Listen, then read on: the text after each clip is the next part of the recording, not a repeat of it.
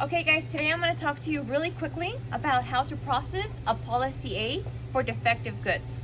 Defective goods means it's something that a customer bought, it was defective, something's wrong with it. We're going to obviously give them a return or exchange depending on what it is, and then we're going to get our money back from Ace Hardware. So how to process a policy A defective goods claim.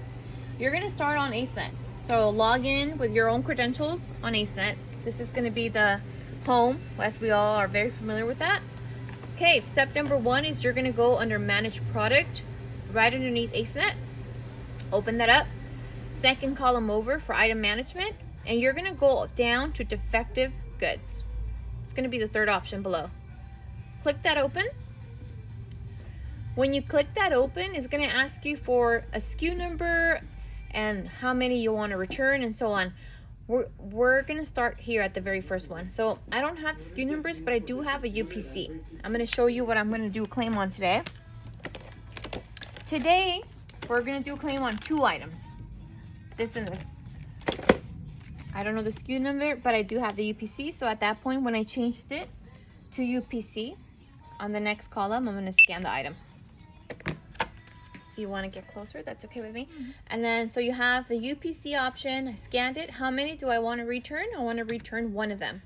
And then you're going to add to grid. You see this one here was a defective item. They returned it. Very unhappy with it. We returned their money. So now we're going to get our money back from the policy A claim. Submit. Here, this little pop-up, if you want to get a little bit closer, it says, the status of the claims you have just submitted are as follows. Credit 1. Perfect. Review means they're going to put it under review. Policy B and C is not anything you want to do. This is not the video for that. This is only policy A claims. Policy B and C are going to be in a separate video. So that's going to be something separate. And then after you get this pop-up, it's telling you you have 1 credit. You're going to press OK. Okay, done. I'm going to show you one more example. I'm going to grab our second item. It's a kitchen sink spray head hose. I had a leak. It's probably punctured or something is wrong with it where it's leaking. So we're going to go ahead and do a claim on it. I'm going to, instead of SKU, I'm going to go ahead and do UPC because I like to just scan my items in. For me, it's just faster. It's asking me how many are in your claim. I only have 1 that was ran as a defective earlier this month. I'm gonna go ahead and move over here to this add to grid button, and it's gonna send it down here for me. I have the UPC, the claim quantity, so now I'm just gonna press submit. So I'm gonna go ahead down here, press submit. Again, the pop-up shows up, it's telling me that I'm gonna get credit for 1 item, which is perfect. This is exactly what I want to see. Press OK. Okay, that's it. So now I'm done with claims for today. Thursday, we're done. One last step is going to be, you're going to go to this little menu box over here. It says menu. I don't know if you need to get closer, but you're going to scroll down to the 4th option that says credit and review listing. Open that up. And I want you to know, I'm going to see if I can make it bigger for you. Yeah. Okay. I want you to see credit review listing here. There's a lot of information here. There's actually a lot of records that have been recorded, not just today. Today's the 23rd, but I also see some from 4/20 and then 4/13 and so on, different dates. And then if I go and move this bar to the right, there's a lot of other different information that I need. When I print this out, every time you do claims, you have to print a record of your transaction. So I need to know what you claimed for that day. I don't need to print this whole thing out. So what I'm gonna do is I'm gonna pick the ones I'm gonna print, which are the tape measure right here, and the hose, the sink spray hose. Someone earlier today worked on other things, so I'm gonna just assume that those have already been taken care of. For me in particular, I only did 2, so I'm gonna work on these 2. So I'm gonna print these 2.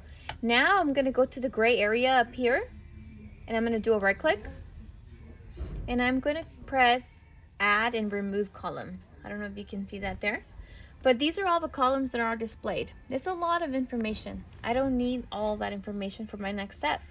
So as I begin to unclick the boxes, the columns will begin to disappear, and I'll show you. You unclick claims, it disappeared. Defective POs, we're gonna unclick that. We're gonna unclick that, disappear. Department code, I don't need. I do need the date, yes. I do need the type, the number, and the description.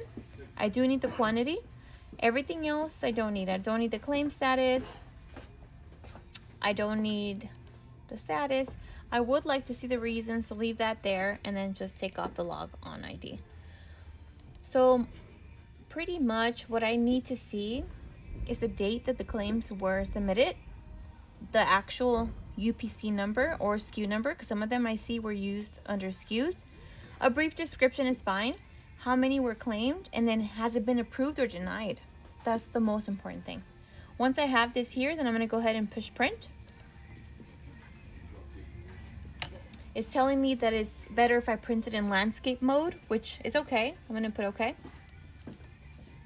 It's going to print it that way. So, well, I guess I could change it here in landscape if I wanted to, but it's not necessary. I'll leave it up to your discretion. And then at that point, I'm going to put print. It's on the right printer, so perfect.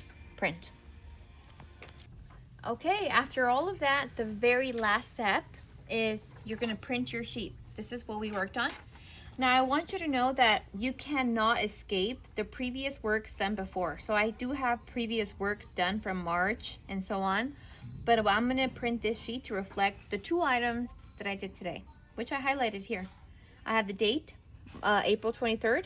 I had the UPC numbers, the descriptions, and they were approved. I have today's date. So now I'm going to go ahead, hole punch this, and add it to the folder. So that way we all have that communication of what we are doing. It's going to go under policy A, and it's going to go at the very front. Someone's work has been there, so you just record yours. Final step, very last step, is we have to fix the inventory. So we're going to go to Epicor, Eagle Browser, log in with your own credentials. I already have mine open. Once I'm here, I'm going to go to IMU. Enter. Okay, now that you're here, I'm going to type in both of the SKUs that I worked on today. So it'll say 0761743562550. Enter. It reads that I have 4 on hand, but one of them was defective. I just got approved for a credit on that one. So I'm going to move this 4 and do a little bit of math, take 1 off. So that means I'm left with 3, and I'm going to change it. And then over here is a store specific data change. There's a record saying I changed it today, which then will be matched with our defective goods report, and we're golden.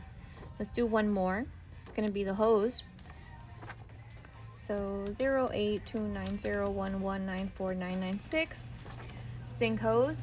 It says I have 1 on hand, which is 1 left, but it actually was defective. So if I do 1 minus 1, I'm going to end up with 0. I'm going to change that. And then down here is the store specific data change. Done. So it's recorded that today I made this change. That's the very last step. I ran it through IMU. 5192. Last thing, please don't forget to hole punch your sheet that you worked on, your report. You're going to open up the claims, the ASNIC defective goods, put it under policy A, because that's what we're working on. You just put it at the very front, and then we'll be able to keep track of what's been done and what's been processed.